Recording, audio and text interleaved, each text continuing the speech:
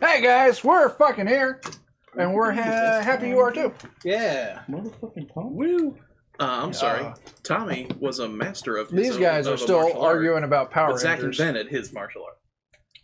So, plus he had an axe and a gun. I will give you that. Hey, Nevalicious, thank you for joining our giveaway. Tyler's got your name written down, so at midnight you might win. He had one weapon that was composed of two great weapons. Yes. Tommy got two great weapons. The only Power Rangers I saw was SPD, so I don't think I can talk. I don't think you can. We're going to talk You about can't. He still had this. He still All had right, the guys. gun. All right, guys. Hey, And the gun hey, could turn into a sword. hey, He hey! had a dagger Stop, that could both talk of to you! You fucking dicks! Oh my god! Hip hop keto, beat it.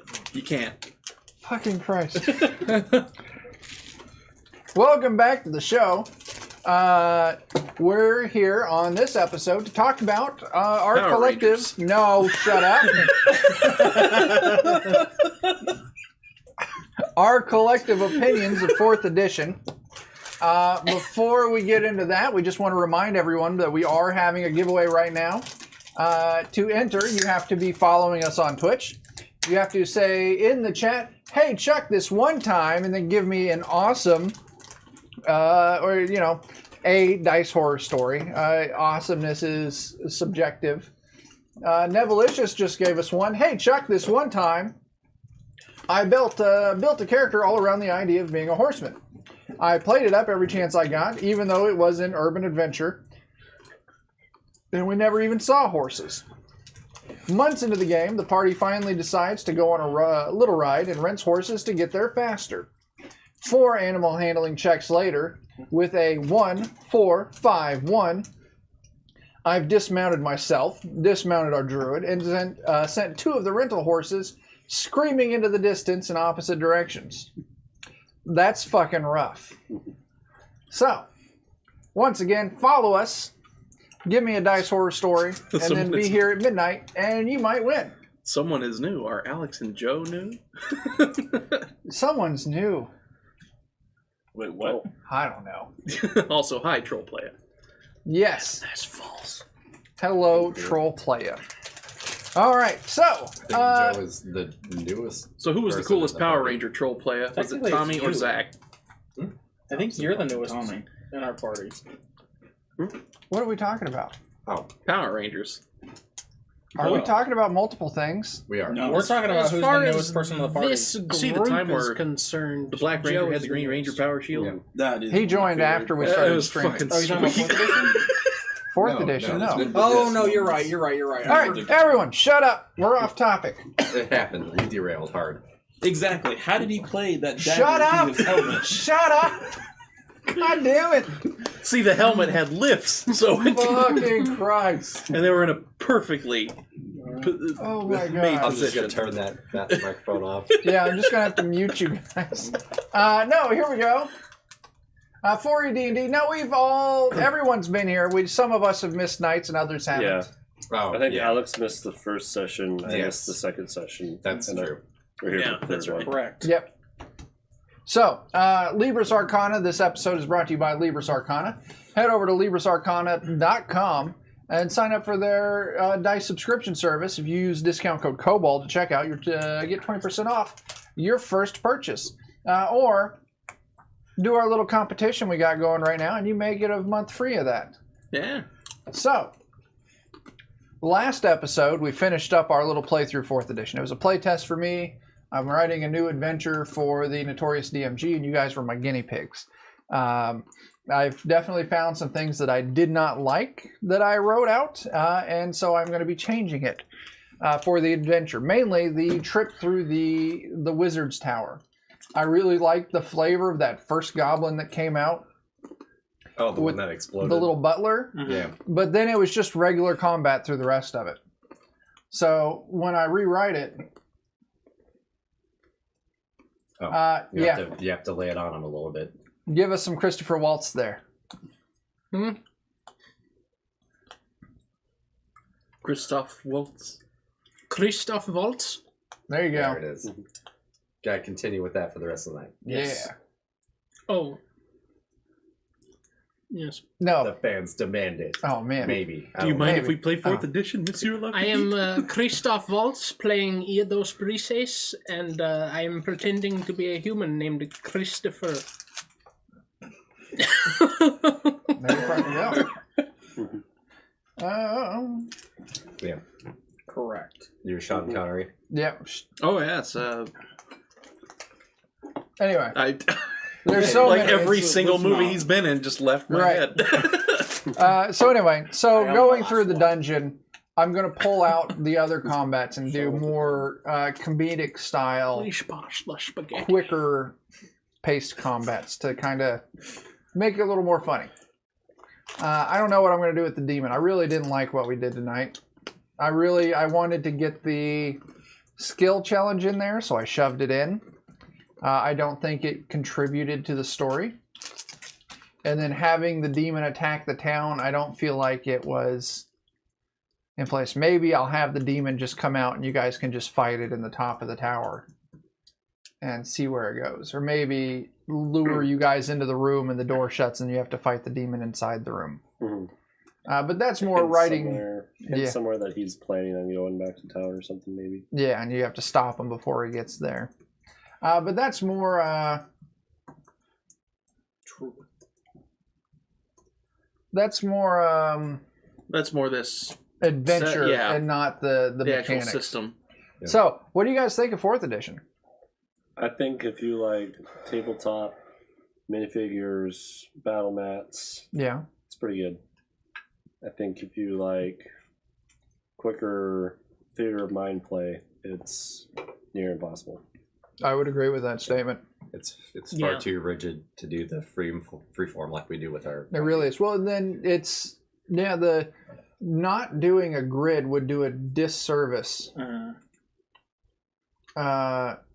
It would do a disservice to the game mechanics itself, because so much of it is something within these squares, or move that many squares, or so much of your own mechanics are built around distance. Mm-hmm. How many squares you are. Tactical positioning's really big. Yeah. Like in this, flanking is really important. You get that +2 on your hits. You just have to make sure you got people in the right positioning. Mm-hmm. And then when you get in a higher level with like the warlords, where they can shift and they can move people around on their turn, and it makes it positioning really, really important. Well, every single distance is in squares. And Right. then there's certain abilities like burst, where it's a number of squares on a grid around you that it affects. Yeah. As opposed to the choose a person who can see and hear you Mhm. within so many feet. Hey, One Crit, thanks for coming by. And I- blast is like I this many slightly squares disagree in with what front you of guys you. are saying. What do you got, Alex? It's not everything in 5e has distance and all that stuff in it. And even one of my abilities was that I could see them and I'm the closest. Mhm. The issue is how easy is that to convey it, though. Yeah. The Yeah. easiest way to see That's- that would be with miniatures. That is definitely true. So it does. Everything has distance. It's just Yeah. easier to ignore in 5e. Yeah, the Yeah, amount worry of about like weird little things that I have where if I'm the closest to them and no one's nearer, or Yeah, like 10 range is harder to understand than 15 feet. Well, you guys have all played Edge of the Empire, right? No. The Star Wars Fantasy Flight game. Some of us have. Yeah. I like what they did in there. It really contributes towards theater of the mind, because its range, it doesn't have feet, it has bands. Where if you're within fist fight range, you're engaged. If you're within, like a step or two within, you're short, then. So instead of it being you're this many feet or you have to count feet, it's how far away and like bands. So you imagine like whoever you're going after has essentially like a bullseye, a target around them with. And then so your character, you can move 2 range bands. Like let's say your character could. So you can move from short range to medium range to long range. So that's kind of how like 5th edition plays really well into that, where I don't know how many feet it is, but it's moving from like short range into medium range to long range. Yeah. Where the feet don't matter. It's more of an abstract idea of distance. And there's a lot of the same distances reused, like 30 feet, 60 feet, 10 feet are all like pretty much the most common thing you'll run into in 5th edition. Yeah. Where It's definitely those bands, yeah. Essentially. Let's see what chat's saying. 4E is the best. To each his own. I've played using Theater of Mind. I grew up playing D&D in the 80s, so I'm awesome like that. One Crit Wonder. Man, I want to run 4E for you. You've been so... I don't want to harass you in your busyness because you're getting ready to get shipped out. Oh, yeah. That makes life hard. Yeah, I definitely, I don't know. I'm more than willing to figure it out and run some 4E one-offs for you, though. And let's see. Was it Demora 1983? I played 3.5 and then stopped playing RPGs for a while. Got back into it playing Pathfinder. We've played probably 10 different systems in 6 years. Troll players have had different DMs that used 4E D&D in their own way. Smiles a lot ran it with 90% role playing. Yeah. I really do like the old school character creator for 4E. That old school character creator is super. It was pretty swag. nice. The character creator's great. That's another, I guess, as a DM, my biggest gripe against 4th edition are the powers. Mm-hmm. I like the powers. I think they're super cool. The ability cards. But my problem is it complicates combat to a point that combat moves kind of slow. And if you're the kind of group that can move slowly at combat and not let it bother you, then okay, that's going to be great. My problem is I get really impatient really quick. 87 years. I do too. I really hate slow combat, and 4th edition with the powers, it feels like it's 10 times slower, especially because we don't really know what we're doing yet. So some of that might alleviate with practice. Yeah, as you what are you shaking your head, Alex? What's your words tied with that head shake? It doesn't get too much fast.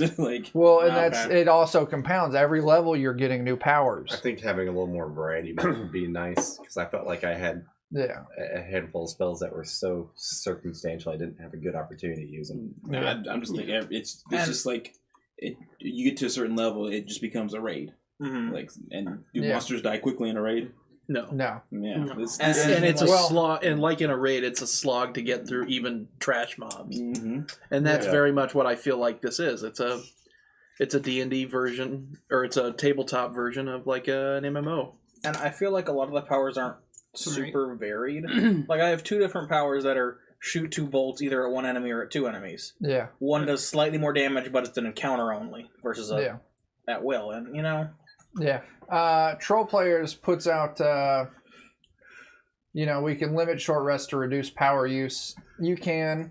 You got at-will powers. Yeah. So I think Nevalicious makes a good point, is that the idea of having at-will encounter and daily abilities is pretty cool. Yeah. Oh, yeah, absolutely. I do like that part. But yeah, like having like your big spell for your day. Yeah. Instead of just, I have my spell slot. Yeah. Like when Alex, Jake, and I, when we started playing 4th edition, over a decade ago.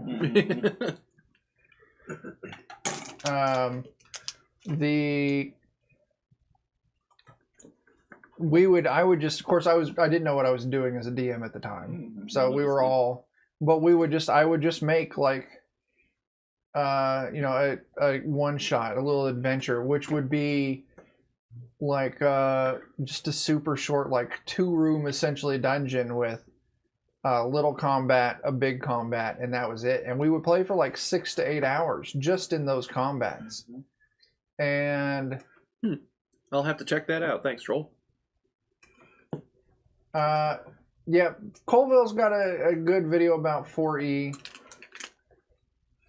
I don't know. My whole complaint is just the slowness of combat. I think that's my biggest thing. Yeah. I don't like using a grid, but that's just because, once you bring out a grid, people start counting squares. And it kind of slows things down. And I like definitely the less tactical. I feel like if you're into tabletop gaming, like 40K or whatever, 4th edition is for you.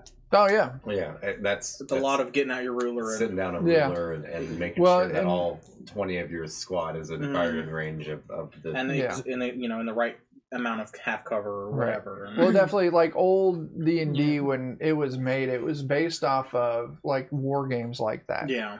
Like where you were commanding an army and you were doing all this stuff, and then it was brought down to let's just focus on one hero. And that's kind of what brought D&D. So I mean, it's definitely the heart of D&D definitely fits 4E real well with the grid style combat. And you know, no matter what says 4E is a combat game and not a role playing. Well, not 4E. That's not fair. D&D is a combat game and not a role playing game. I mean, that's why almost all of the book is devoted to combat, and that's what it is. People are able to interpret it differently. Right, you can interpret it. Depends on how you play it at your table. Yeah, I mean, straight from the book, it's more combat, but yeah, lots of people make big use of all the role-playing bits of it. Right. Yeah, that's probably going to be more, like skill checks and things diplomacy like that. and intimidate wouldn't exist otherwise.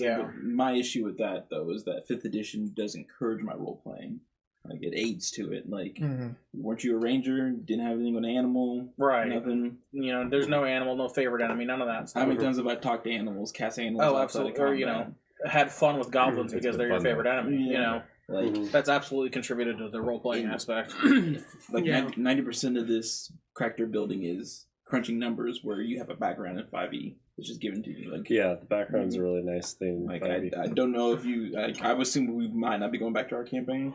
I've been doing a few criminal things every once in a while, like talking to people, because I have a background in criminal, like being a criminal. That's not ever in like. There's different types of players, and if you're more the storyteller or the actor, you don't really get anything in this system.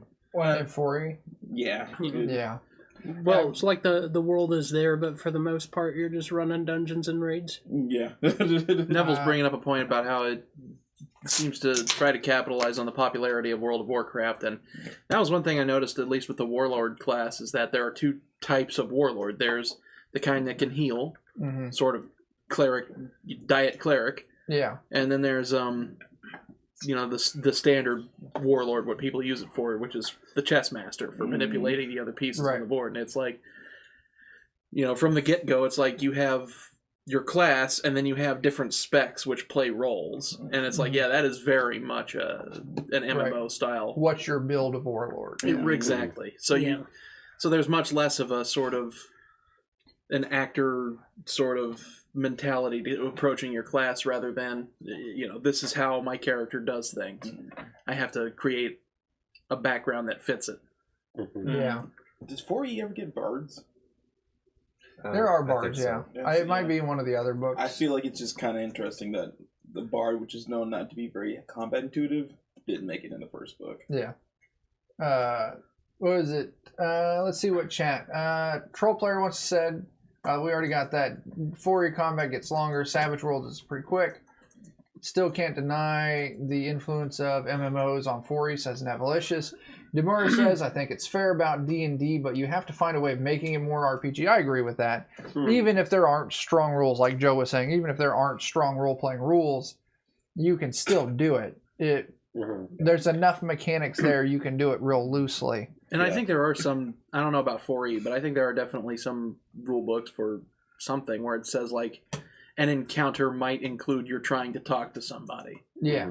And so it's like you have to convince somebody to do that, and then when you do that, bam, you get experience points because that counts as an encounter. Those are inherently like harder to put into mechanical on text, though. It's they set up the framework like this is how a skill check what's works. The creature rating of a hard ass town guard? Yeah, like so you have your. This is how much damage this thing does. We played with a limited set of the player's handbooks. Is the other thing. So there's a lot of other classes out there, like character builder. Like, to me, it just sounds like we're saying, oh, you could put an engine in a really good Ford truck, and it could be a race car. I'd just rather have the race car. Like, I hate to say it. Demura's talking about the game they're making. I'll be excited to see that. And if you want me to ever check it out and give it a thumb through, just hit me up. I'm more than willing to help out.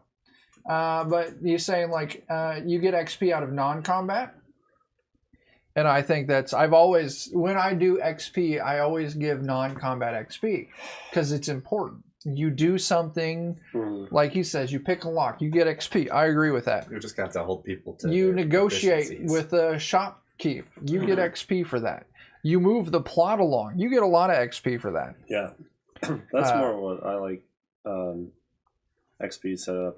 Like, that's kind of how the game I'm running now. I don't really consider individual monsters or tasks as things that give you XP. Yeah. It's more like milestone setup.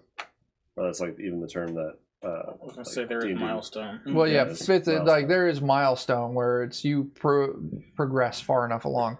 I don't know how I feel about milestone. I like kind of a mixture where I build plot movement into an XP way. That way, you're still getting XP for fighting creatures. You're still getting XP for surviving. What we're going to get into later, DCC, Dungeon Crawl Classics, their XP system is based off that. It's just surviving an encounter that counts. So you go and you fight something, you don't have to kill it. Can you just run away successfully? If you get into a fight with something and you escape with your life, you get experience. You get full experience for that. Wow. Because that's frightening. Not I assume dying, that you just die otherwise. Yeah, not dying is very important. XP for fights only. Troll player likes milestone XP or milestone leveling. That's fine. So where are we at? We're off topic. Combat is definitely drawn out. Power Rangers. Shut up, Jake. Where do the Power Rangers appear in the 4th edition rulebook? If there was ever a system that would support Power Rangers, it would be 4th edition. Someone definitely brought up, and I think it's a D&D problem about the book problem. Bards are in book 2, Player's Handbook 2. The monsters grow, though. There's 3 DMGs. There's countless monster manuals. There's 3 or 4 players' handbooks, and then there are sub-player handbooks focusing on the different class types. Like magazine pieces as well, I think. Dungeon Magazine, Magazine. Dragon Magazine. That character builder had all of it in it. Right. Well, the big catch is the books are all $50 each. Yeah. So this book, this book was $35. Maybe they're back in the day were $35. Currently, D&D books are $50 each if you buy them brick and mortar. Inflation. Yeah, $35 each. But these are, expensive brick books. fairly thick books. Not really, but they have enough to get a game started. But if you go and you buy Arcane Power, it's about half this size and still full price. Martial Power, definitely they're milking those books. And I think 5th edition is a little better about it because there's a shitload of adventure books and I gotta fucking stop buying them. I buy adventure books and I never fucking run it because I really don't like running pre-made adventures. But then they only have the 3. They have the DMG, they have the Monster Manual, they have the Player's Handbook. They do have Storm Coast Adventurer's Guide, but the rest of them are the rest of the books. They're kind of setting books, they're theme books, they're lore books that have other things. Like Volo's Guide to Monster is essentially the Monster Manual too. But it also has new player options. Here's some new races you can have. Here's lore about these monsters. Here's some deep dives into some of the bigger monsters. Xanathar's Guide to Everything. It's like another player's handbook. Yeah, that's why I play my paladin. Yeah, so it's got all this lore, all this extra stuff, and it's got a lot of great stuff for DMs. It's got great naming tables in the back of it. So 5th edition, I think their non-adventure books are definitely worth more useful. What do you think, Alex? I think that's the same amount of use. You have to have those other books to play certain ways in 4E. So they're just as valuable, just for the wrong reason. Yeah. I want to play this character this way. I have to buy this book. Yeah. That gives me this other option of playing the healer in this class. Yeah. So I think it's very worth it, but I'd rather get a large information of a new lore of a creature, some spells, some items, and a area or supplement like that for a city. than just that's fair. Like some a full arcane powers. Yeah, no, I agree with that. The arcane martial powers, those ones. I mean, it was back when we played 4th edition, and I had a dreaded DM PC, not Morthos, Lucius Riddle. The first edition of Lucius Riddle was a Phaylok. And I was abusing all sorts of shit just to get the build I wanted. And he was just a teleporter. It's fucking teleported everywhere. Chat, Demura is talking about the 2D20 system that they're using. I've never played anything with 2D20, but I think the new Star Trek game uses it. 5e D&D is good because it's simple for players and DMs. Had over 30 plus DM for 5e, and I only had 1 or 2 decent DMs for 5e D&D now, lasting 3 months. One thing that Nevilicious will give to 4e in the monster manual, every monster had information that the players could learn with different DCs. Actually, Nevilicious, I do really enjoy that about 4th edition. Yeah. You roll a check to see what you know about a monster. The fucking monster manual tells me this is what they need to roll, and if they do roll, this is what they know. That'd be nice. And I really love that. It makes my life as a DM a lot easier. Another thing I really loved about 4th edition were the varieties of a single monster. 5th edition, you got like these 3 different kinds of kobolds. Okay. But I like in 4th edition, like, you got your minion kobold, you got your caster kobold, you got this kind of fighting kobold, that kind of fighting kobold. It's all stuff I can come up with in 5th edition, but it's nice to just have it already. I mean, I got enough shit to plan out and write without having to homebrew monsters every single session. So, and honestly, I still use the minion rule in 5th edition, because sometimes you guys just need to hit something and it goes away. Yeah, sometimes we even suck at that. Yeah, definitely.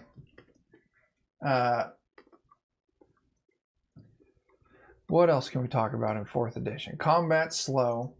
Character creation is very linear. I think if I didn't have the character creator, I probably would have struggled with it more also. Say that again? If I didn't have the character creator, I probably would have struggled with it a little more. What was it, like, I don't know, a good number of months ago? It lined all the data out really nicely. It did. It's easier to just look at all the pieces that are just relevant right D&D there. Beyond is still easier to make a character in, Yes. but the characters are so much simpler in 5th edition. But still, a long time ago, like when I started studying this, one of the first things I said, like, I have to relearn 4th edition. First thing I got to do is learn how to make a character. So that's what I sat down and I did. I studied the books.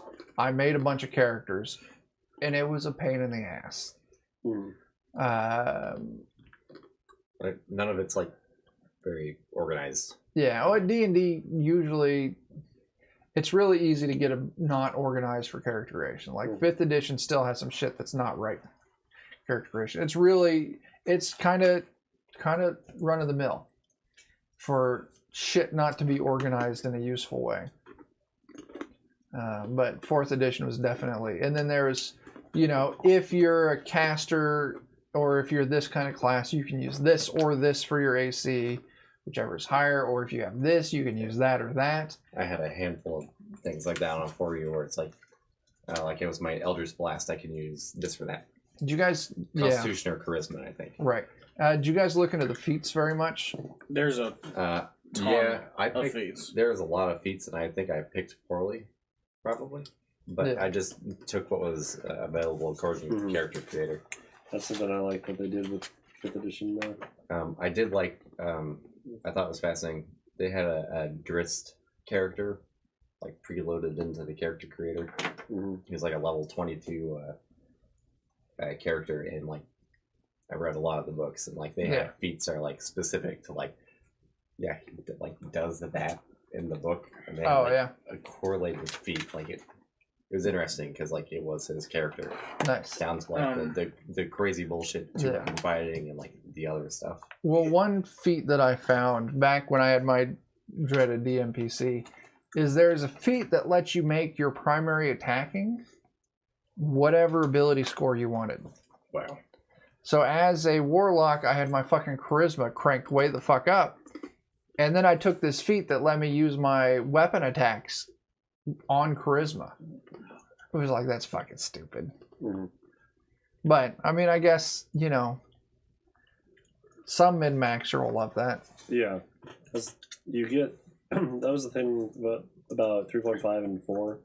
Seems like is for min-maxing, there's the feats, and you get so many feats, and there's so many that are so specific. Yeah. Like the amount of paths and combinations you can do to get a really optimal build is out there, but there's also a lot of potential to not do that as much. Mm-hmm. Where I kind of like 5th edition's approach, where there's not as many options. Right. Like it limits your character more, but also you Well, don't really run into the Each thing where feat you have to tends do to be that. more powerful. The personality of your character becomes a little more important in that. Yeah. So we've had this argument in the Notorious DMG group before, where 3.5, someone was making the argument like mechanically in 3.5 you can make whatever the fuck you want with all those feats, but then it's like also if you don't know what you're doing, you can make a character that's useless. That would be me, probably. Especially if you make them in a party with people that know what they're doing. 5th edition, it kind of curbs that a little bit, but I could still see that potentially being a problem. Mm-hmm. Yeah. Someone could min-max. I think that 4th edition is the easiest not to make a broken character in. Because if you just if you just follow the formula, like it gives you, like these are the powers you can pick from, and as long as you're picking powers that use your primary stat, you're going to be okay.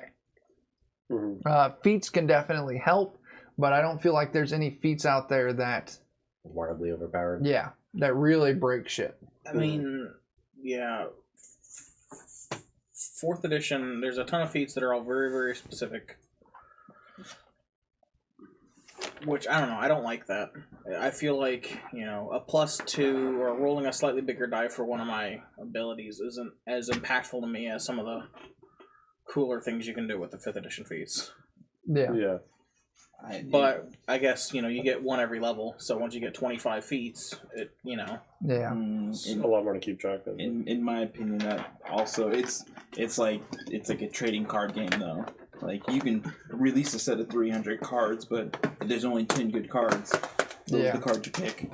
That's true. You can if you're me and don't know, you just take all of the cards. And you have a crappy deck. It doesn't matter. You're having fun. But if we're in a 2-hour fight now, do I want to be with the person who has a crappy deck?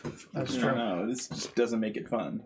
Mm-hmm. So that's like still to me in 5th edition. Even if I make a crappy character, there's still things I can do in so many different ways. Like even if you make a crappy cleric, they can still call upon the gods or know a lot about religion and have these spells they can use out of combat. Where you make a crappy cleric, and we get in a boss fight, we're kicking you out the guild. Yeah. I'll take lesser feats, and they're all somewhat useful, than 300 feats, but only 20 of them are good enough to be used. Mm-hmm. So. I do. Well, like 5th edition, you're giving points to 5th edition, right? Mm-hmm.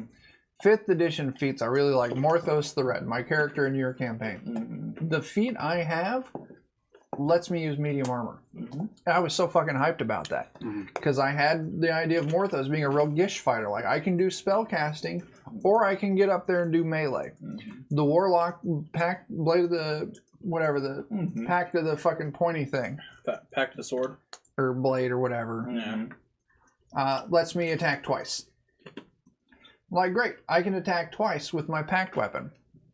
Oh, if I take this feat, I can get medium armor. Oh shit, I can get my armor up to 18.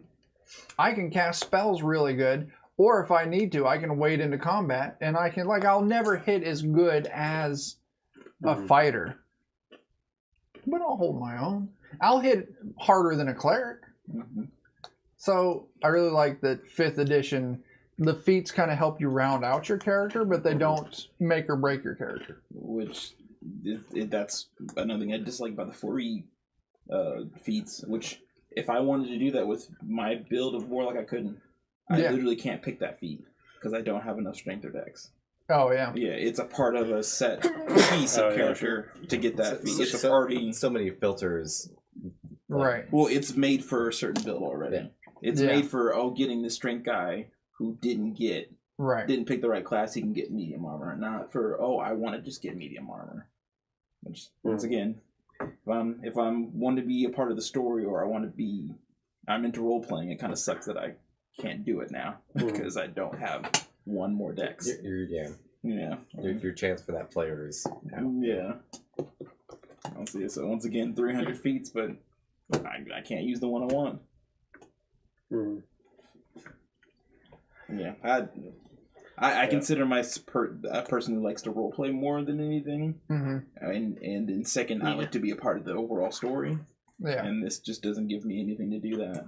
Yeah, I feel like fifth is also more open. It seems like for working backwards with your character, where you start with a concept of the character that you want, and then apply mechanics to them to get that. Whereas I know when I played 3.5, I tried to build the character I wanted, and then I'm like, what fucking story makes sense that a guy that spent his entire life farming and using a longbow makes sense? Like, you'd have to apply the character after you built them. You would actually use come up with well, that's someone mentioned earlier. The backgrounds in 5th edition are great for that. It gives you some proficiencies, but it also gives you some skills that go along with it. I do miss the playtest, the very first version of the 5th edition playtest. There was 4 points of building your character that you could build it around, and it was really great. And I don't remember, because currently now it's your race, class, and your background. There was a 4th one they had back then, and it really just helped you hone in on whatever you wanted to build. So the first one I made was my old cleric from a previous game that Alex had ran in Pathfinder. It was the second version of Lucius Riddle, the Fire Cleric. And I was able to make him really fucking great in that playtest version of 5th edition, back when it was D&D Next. Using all those. It let me get, here's how I can boost my spells, here's how I can get the backstory I want, here's my race, and here's the cleric class, because I wanted to do that. So it was really cool, and I kind of wish they would have kept that. For the roleplay, what was the 4th? I don't remember what it is. I don't remember. But it was the very first edition of the playtest. So, anyway, Jake, you were saying for roleplay? Oh, no, I was just going to say for roleplay, 5e is way better with the backgrounds. Yeah. Especially with all the ideals, the flaws, that sort of thing. So it definitely emphasizes your personality counts, your backstory counts. And for people who just who want to get into that, but aren't really confident and trying it gives you... Yeah. I mean, you can just roll out something and then you can be like, okay, how would my character react in X situation? And it's like, there you go. Like, I enjoyed, Leo was technically a younger man. He was a thief, and then he chose to become a ranger to better himself. Right. And, the only way I could do that in 4E is if I multi-class a rogue into a ranger, then I'll have some of the thief. No, I'd rather just be a criminal that knows how to lockpick, and I got that immediately. Level 1. TT2KB. Yeah. My roleplay skills super low when I don't know. 5e gives you a backstory, a mechanic. Roleplay is roleplay. You can always roleplay. You're right. I'm just saying it gives people who are new to it a way to sort of get into it. There's a spot for it on your character. It emphasizes this is what your personality is, your flaw. Roleplay character creation, which I think is nice. I mean, yes, if we were to play a full 4e campaign, each of your characters would have their own background that you would write. You would have your own personality. You would role play that personality. It would get there. But like I said, the nice thing about 5th edition is it builds that into your character. It builds this backstory. It builds the role play into your character and gives you a nice starting point. And I think I should explain more. The reason I like 5e more is because it gives you mechanics in the game for that. So you can, I can say 4e, I'm a thief. That's cool. 5e, I get that ability. 5e, I had a person that was on the ship who was I could message her back and forth about what's going on. You get proficiency with thieves' tools because of your background. I was lockpicking, and that's how I got such great stealth. I didn't take it via being a ranger. Yeah, you're just some guy, caught in some bad situations, and that's how you learn to deal with it. So your background gives you mechanical tie-in with. with what you do as a role like player. the perks that come Significant enough that not every single person that builds a ranger, even on the same subtype, is going to have the same character. Yeah, Right. To me, it's really like I get to play the game with my story. Yeah. I don't. It's not. I rolled the dice. I attacked. Oh, I'm gonna talk about my story. No, like my background actually affected the way I could play or the mechanics that were in the game. So Yeah, I really like that. 4E, I remember having characters that had some backstory, but it never got used because there wasn't anything to do with it. Well, I mean, for this, we were just doing a one-off thing, and so Just like previous. Oh. Yeah. I know I had characters that had big stories behind them, but it never came to fruition. Where Leo, I got to do a lot of criminal stuff in the background. Oh yeah. And like, and it made sense. Yeah. Troll Player says there are all different kinds of players. DM needs to respect and notice the different kinds of players. Again, watch Matt Colville's kind of players. I'm a power gamer, storyteller, casual player mostly. I agree to that some. I think when we come together, we're playing as a group. So you kind of have to learn the group, and then the group kind of has to respect where the group is at. We're already in the bowl for you. You know, like Joe, you're definitely the biggest power player here. Like just fucking Sotiel. Yeah. In Pathfinder, he had an archer that one-shot everything. Yeah, disappear. He had to disappear. He was so overpowered. The rest of us didn't get to do anything. Yeah. And it's a matter of respecting the table. Group dynamics is very important. Yeah. So in our group, we're mainly casual players who kind of get into story. We kind of get into combat power play, kind of. But mostly it's just... we like to hang out. It's fun scenarios, right? I think for this, How would you describe our group dynamic? well, I think for this, our group dynamic was we all made something, came to the table, and said, "Let's do this." Yeah. And we didn't really take into account things like, we don't have a tank, or if I hadn't been, We just kind of made whatever we felt like. Well, like if I hadn't I'm been a healing also- type of, I completely disagree with warlord, that. you know, we would have. game. Well, With our 4E game, you mean? Or? Or 5e. I do not believe in a Like if- balanced party. No, I feel like in 5e you don't have to have a No, balanced hold party on. as much. I'm disagreeing with that. We were all casual gamers. Okay. Yeah, no Oh, way. that's fair. Oh, no. Yeah. That's fair. Yeah. I was like, we named a company after my gun. I started a graveyard. I started Academy for Children, and I was head of one of the. I don't think I was deeply involved with the shipment and all that fun stuff. Like, I feel like I was big into the storytelling of it. oh yeah, absolutely. So I can't say I was a casual gamer. I can't. I think even like Dan, you got into the roleplay because you had your eye and your fist that sort of lended Right. itself to Mhm. Yeah. you know. And I was just a prick. Yeah. Like, I I had a had a character big sword. that went on a murderous I enjoyed rampage because something that was one of his relevant, friends was but killed. it So kinda would you me, say like we're role play oriented, but I've watched some role play oriented streams out there, Mhm. and we don't hit close to them, and I don't think I would ever want to play like that. Are you talking about like the fake voice? That's Like- not role playing. No. No, that's not. No. Okay. Well, No. that's what I see. I see the people who are all of them are doing their voice, all of them are acting really, Yeah. and really I thought it's that more than they that. like combat is sometimes it happens. That's no. Me throwing a dagger into some child's back because that's what Leo would do. That's role playing. I'm playing the role. Yeah. Yeah, Yeah, it That doesn't was matter that I enjoyable. put on a voice. Oh, I'm Leo. It doesn't equate to that. that's true. My opinion. Sorry. We are a non-acting RP group. We could all go. We're paladins, and that doesn't make us good role That's players. true. I enjoyed the shenanigans. Yeah, That brought it back. How many times did I fight with goblins?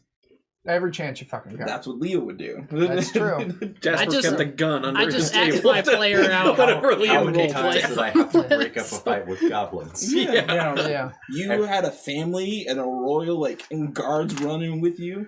That's role playing. Yeah. Yeah. I'm sorry. That just annoys me. That I'm a voice actor and I can put on a voice.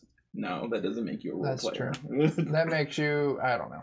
It makes you a voice That's actor. Yeah. I think we did have some casual players, Yeah. but I really struggle with role playing characters. But Well, you still your characters. You still make decisions based on what your character and wants. they have their own personalities. Yeah, our version, But for our party, our group, our version of role playing is we have a character with a set personality that does certain things. Like they Right. are a person. We know how they would act in certain situations, and we play them that way. Right. That's our version of role playing. We don't do voices. And That's stuff very as true. much. We don't act. Yeah. Like if we don't do the acting side of it. if Morthos is at the table, you guys are going to be able to say like, oh, in this situation, this is what he's going to do. Yeah. But like Yes. if I bring back my old cleric or something like that, He's going to burn it. yeah, he is going to burn it. Yeah, I guess- 1983, talking about backgrounds into the setting, and yeah, absolutely, that's a huge deal. I guess the best way I could say is that if I played Morthos for a night, Yeah. and you came back and you heard that Morthos gave all his money, was nice to everybody, and just And no and- fires were lit. Yeah, and he was nice, and he gave kind And words. he never Would tried you to say- kill a single person. Would you say I played Morthos I right? would say, no, what the fuck are you doing? Exactly. Right. Did you try to light it on fire? Yeah. Yeah, pretty much. I feel like everybody has role played here. Yeah. Taking it back to the mechanics tried to stop of the role fire. playing, and back into the backstory, and how the backstories in 5th edition give you mechanical tie-ins to your character's story and personality. 4th edition doesn't really have that, right? One thing I really like in taking it to another system, Dungeon Crawl Classics, it doesn't have skills. It's the primary scores, you roll off of that. It does have its version of proficiency for like skill style checks, but what it does is you start off with an occupation. Your character had a job they did before they set off to become an adventurer. Mhm. If you're attempting to do something that your character's occupation would have given them experience in, you roll a d20. If you're attempting to do something that your character's occupation would have had nothing to do with, you roll a d10. So if you're, a lumberjack and you're attempting to climb a tree, you're going to roll a d20. If you're a lumberjack and you're attempting, Open heart surgery. translate a scroll or something like that, you're going to do really bad. Where at the same time, if your character was a scribe and you're trying to, write a fancy letter or translate a scroll, I don't know, you're going to roll good. But if you're trying to climb that same tree as a scribe, you're going to do bad. You don't have familiarity with that. So I kind of like how it's, would your character have had experience with something like this in their occupation? If it's yes, you roll high. If it's no, you roll low. Mhm. So I kind of like how it's a less informal way of giving you that background style mechanic. This episode, I suppose, is devoted mostly to just horse shitting around. Yeah. And We talking did, about Power Rangers. Yeah, oh Am I yeah, right? absolutely. And how the coolest one was yeah. but we finished up our run of 4th edition the first hour. oh, damn. We're doing our discussion about 4th edition. We could probably wrap this up. Yeah, the best Rangers. We're getting Don't close come to. at me without talking We're about talking Gold close Ranger. to our giveaway. We can Right. maybe do some DCC stuff. Yeah. See, I didn't know we were including Zeo Rangers in this. All right, because it goes Hey, Green, if you're watching gold. on YouTube, that's fucking awesome. Thanks cool. for doing that. everything That's else. awesome, actually. Yeah, we're trying White to Ranger, get the fuck get out our of here. YouTube Noise. pumped up. All right, so why don't we go ahead and we'll wrap it here. At least for this part of the conversation. The stream's not done yet. We're going to come back and we're going to play we're going to start the process of creating characters for Dungeon Crawl Classics. Yeah, we'll probably need to clean up our tables a little bit. And Yeah, you're going to need pen and paper for this. And I got the papers over there. I'll need more So- snacks also. We're going to take a little break. We'll be back in like 5 minutes. And then we're going to get into character creation for DCC. All right. It's going to be a fucking blast. Thanks for watching. Thanks for joining the conversation. The giveaway is still going. So if you want a chance to win a month of Libris Arcana stuff and you're watching this live, 50 minutes. About 50 minutes. about 50 minutes. Follow us here on Twitch. Give us a little, hey, Chuck, this one-time story about a dice horror story. And then at midnight, we're going to randomly pick someone who's going to win.